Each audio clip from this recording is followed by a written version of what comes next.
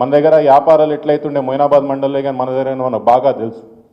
ఎప్పుడన్నా మీటింగ్లకు రండి అంటే మీరందరూ మీటింగ్లు చేసుకున్న తర్వాత అప్పుడు వస్తుంది రియల్ ఎస్టేట్ మీటింగ్లు. ఈరోజు మొయినాబాద్ పోయినా ఇంకెక్కడికి పోయినా అసలు అడిగేటోడు లేడు, చేసేటోడు లేడు. ఎక్కడ బండ్లు అక్కడనే ఉన్నాయి, ఎక్కడ రియల్ ఎస్టేట్ అక్కడనే వండుకున్నారు. దేనికోసం? మన దగ్గర హైడ్రాని తీసుకొచ్చి మిగతా అన్నీ తీసుకొచ్చి అడ్డగోలుగా పేదోళ్ళు ఇల్లులు కొట్టనికనే వనుకొస్తున్నది హైడ్రా. ఉదాహరణకు మైలాడుదపల్లి మెయిన్ రోడ్ మీద మన దగ్గర ట్రాఫిక్ క్లియరెన్స్ కోసం బిల్డింగ్లు కొట్టిర్రా? రోడ్డు మీద ఎవరిదన్నది ఇల్లు? ఎమ్మెల్యే సాబ్ ఇల్లు కొట్టిర్రా? హైడ్రా అంటే కాంగ్రెస్ వాళ్ళ ఆస్తులు కనపడవు, పేదోళ్ళ ఆస్తులు కనిపిస్తాయి. మళ్ళీ ఎమ్మెల్యే సాబ్ 4 సార్లు గెలిచిండు, ఆపాలి కదా. బయటకు వచ్చి వీళ్ళందరూ నాకు ఓట్లు వేసిన వాళ్ళే, వీళ్ళందరూ బిల్డింగ్ కొట్టదని చెప్పారు కదా. ఎమ్మెల్యే సాబ్ ఇల్లుకు మాత్రం ఏం కాదు హైడ్రాకి ఎమ్మెల్యే సాబ్ ఇల్లు కనిపించదు. పేదోళ్ళు కట్టుకున్న ఇల్లులు, పేదోళ్ళు కట్టుకున్న వ్యాపారాలన్నీ కూడా కొట్టిపోయినరు.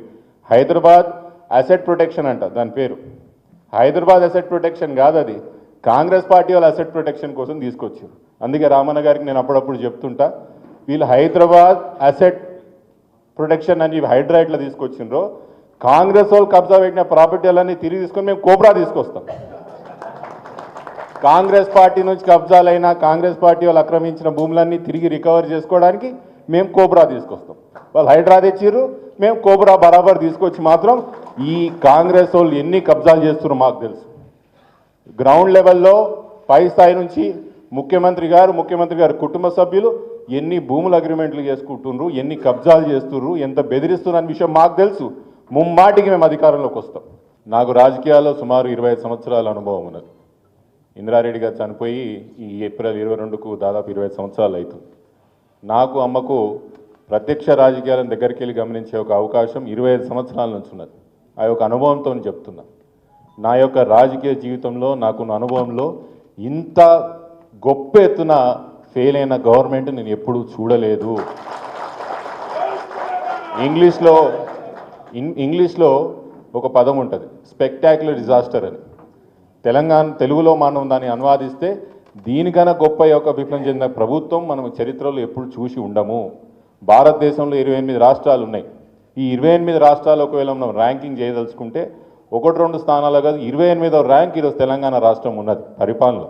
దానికన్నా కింద ఏమైనా రాష్ట్రాలు ఉంటే కిందికే పోతుంది, కానీ పైకి వచ్చేటట్టు ఏదేమి కనిపిస్తలేదు. ఎప్పుడన్నా రాజకీయాలు ఉన్న వాళ్ళు ఎవరైనా కూడా అధికారాన్ని లాస్ట్ గంట కూడా ఉంటే దాన్ని ఎంజాయ్ చేసి వద్దామని రాజకీయ నాయకులు అనుకుంటారు. నాయకుల యొక్క మనస్థితి, వాళ్ళ యొక్క స్వభావం, ఆలోచన స్వభావం అట్లుంటుంది.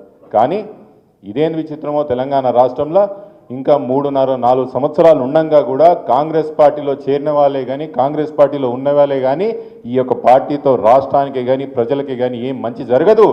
కేసీఆర్ గారు బీఆర్ఎస్ పార్టీతోనే తెలంగాణ రాష్ట్రానికి మంచి జరుగుతుందని 3.5-4 సంవత్సరాలు అధికారంలో ఉండంగా కూడా, పార్టీ అధికారం ఉండంగా కూడా పెద్దలు శ్రీరామ్ రెడ్డి గారే కానీ నరోత్తం రెడ్డి గారే కానీ ఈ పార్టీతో ఏమీ కాదు, ఈ నాయకులతో ఏమీ కాదు, మేము మళ్ళీ కేసీఆర్ గారితో పనిచేయడానికి వస్తున్నారంటే ప్రజల్లో ఈ కాంగ్రెస్ పార్టీ పట్ల ఎంత వ్యతిరేకత ఉన్నదో ఒక్కసారి ఆలోచన చెయ్యండి. మన ఈ మధ్యలో నేను మా దోస్తుకు ఒకరికి అడుగుతున్నా, ఎట్లా కనిపిస్తున్నది కాంగ్రెస్ పార్టీ పరిపాలన చెప్పురాబాయ్ అంటే, ఆయన ఏమన్నాడంటే, అప్పుడప్పుడు హైవే మీద పోతుంటే మందు బండి కింద పడుతుంది చూసినావా ఎప్పుడన్నా అన్నాడు. మందు తీసుకుపోయి బండి అడ్డం పడుతుంది చూసినావా ఎప్పుడన్నా? చూసినా ఏమవుతుందని అడిగింది. ఏమవుతుంది? ఎవరిని దొరికినంత సంకలు పెట్టుకుంటాడు, కాళ్ళలో పెట్టుకుంటాడు బాటిల్. అక్కడ డ్రైవర్ గారు ఎంత దొరికితే అంత ఎత్తుకొని పోతాడు, ఎవ్వడు బండి లేపుతాడు ఉన్నాడు. కాంగ్రెస్ పార్టీ పరిపాలన చూస్తేనే గదే కనిపిస్తుంది అన్నాడు. ఎవరికి దొరికితే అని తీసుకొని పోవడే, బండి లేపుదాం, మళ్ళీ నడుపుదాము, ట్రాఫిక్ క్లియర్ చేద్దాం అనేది ఏం లేదు ఈ పరిపాలన. గట్లా కాంగ్రెస్ పార్టీ పరిపాలన అంత గొప్పగా నడుగుతున్నది. కాబట్టి ఈరోజు ఒక విషయం యాద పెట్టుకోండి, ఈరోజు తెలంగాణ రాష్ట్రంలో బీఆర్ఎస్ పార్టీ యొక్క బలం పెరుగుతున్నది, కేసీఆర్ గారి దళం రానున్న రోజుల్లో ఇంకా పెరుగుతుందన్నమాట మీకు అందరికీ కూడా గుర్తు చేస్తున్నా.